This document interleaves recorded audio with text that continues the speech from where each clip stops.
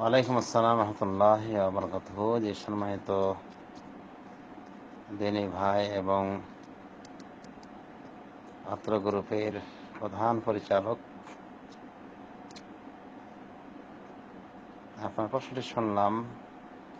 আমাদের দেশের অধিকাংশ মানুষ ফজর সালাতকে বিলম্বিত করে পড়ে ইচ্ছাকৃতভাবে, টাইমকে ওভার করে সকালবেলায় 7টা-8টা এরকম টাইমে পড়ে থাকে। তো এভাবে বিলম্বিত করে ফজরের সালাতকে তার টাইম থেকে বিলম্বিত করে টাইম পাস হয়ে যাওয়ার পরে পড়লে এই সালাতটার বিধান কি? সালাতটা আদায় হবে কি হবে না? এর জবাব হলো বিল্লাহি তৌফিক। এটা যদি নিয়ম বেঁধে করা হয় তাহলে এটা অবশ্যই নাজায়েজ কর্ম, এবং এই সালাত পড়া না পড়া উভয়ই বরাবর।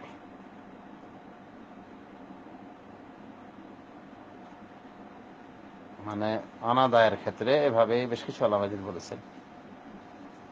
কারণ সালাতকে আল্লাহ রাব্বুল আলামিন নির্ধারিত টাইমে ফরজ করেছেন। ইন্নাস সালাতা কানাত আলাল মুমিনিনা কিতাবাম মাওকুতা। নিশ্চয় সালাতকে নির্ধারিত করা হয়েছে, ফরজ করা হয়েছে একটি নির্দিষ্ট টাইমে, নির্দিষ্ট সময়ে। সুতরাং কোন সালাতকে তার নির্দিষ্ট টাইমের আগেও যেমন পড়া জায়েজ নয়, ঠিক তারপরও পড়া জায়েজ নয়, পড়লেও আদায় হবে না। এটাই উলামায়ে দ্বীনের ফায়সালা। ওজনের কথা ভিন্ন। আর এভাবে নিয়ম বেঁধে আদায় করা, যে ফজরকে সকালে পড়া হলো সকাল 7টা-8টার দিকে, যেমন অনেকে ইচ্ছাকৃতভাবে অ্যালার্ম দেয় ডিউটি টাইমের প্রতি খেয়াল করে অ্যালার্ম দেয়, ওই টাইমে উঠে আগে নামাজটা পড়ে নেয়, এরপর ডিউটি প্লেসে চলে যায়। এটা অবশ্যই গর্হিত কর্ম। এর মাধ্যমে কি করা হলো? দুনিয়াকে আখিরাতের উপর প্রাধান্য দেওয়া হলো। হচ্ছে আল্লাহ রাব্বুল আলামিন বলেন, রিজালুন লা তুলহিহিম তিজারাতুন ওয়ালা বাইউন আন যিকরিল্লাহ। আল্লাহ তার সৎকর্মশীল কিছু বান্দার পরিচয় বলছেন, তারা রিজাল, তারা হলো পুরুষ, তারা হলো এক শ্রেণীর মানুষ, লা তুলহিহিম তিজারাতুন ওয়ালা বাইউন আন যিকরিল্লাহ, যাদেরকে গাফেল করে না ব্যবসা বাণিজ্য,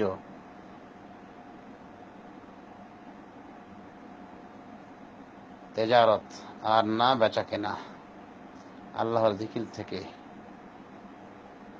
এবং সালাত কায়েম করা থেকে এবং যাকাত প্রদান করা থেকে। ইয়াখাফুনা ইয়াওমান তাতাকাল্লাবু ফীহিল কুলুব ওয়াল আবসার। তারা তো ভয় করে সেই দিনকে, যেদিন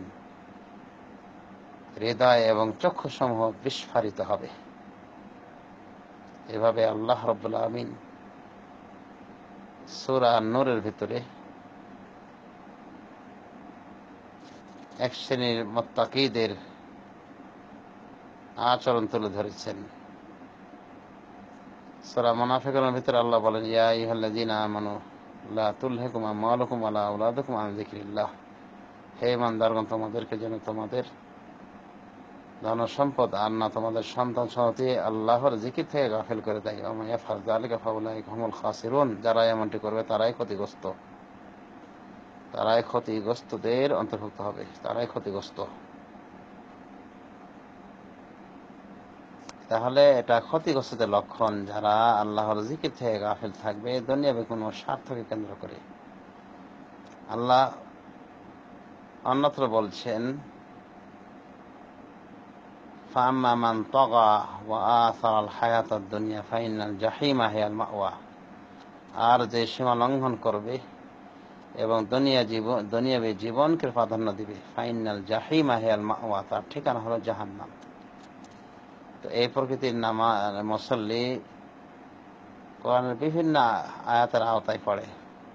ফাওয়াইলুল লিল মুসাল্লিন, আল্লাহ কি বলছে সূরা মাউনের ভিতরে, ওই মুসাল্লিদের জন্য ওয়াইল রয়েছে, আল্লাযীনা হুম আন সালাতিহিম সাহুন,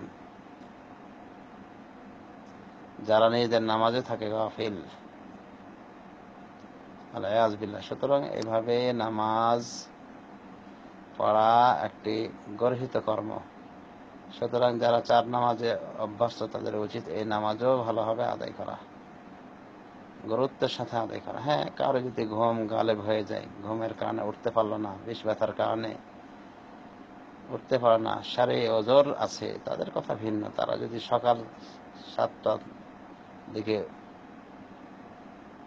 উঠে, মানে জাগ্রত না হওয়ার কারণে বা গ্রহণযোগ্য কারণে, তাহলে সেটা কথা ভিন্ন। কিন্তু ব্যবসা বাণিজ্যের কারণে, ঘুম একটু কম হলো, সে কারণে ইচ্ছা করে 7টা-8টার দিকে অ্যালার্ম দিয়ে রাখবে ঘড়িতে, এটাই হলো গর্হিত কর্ম।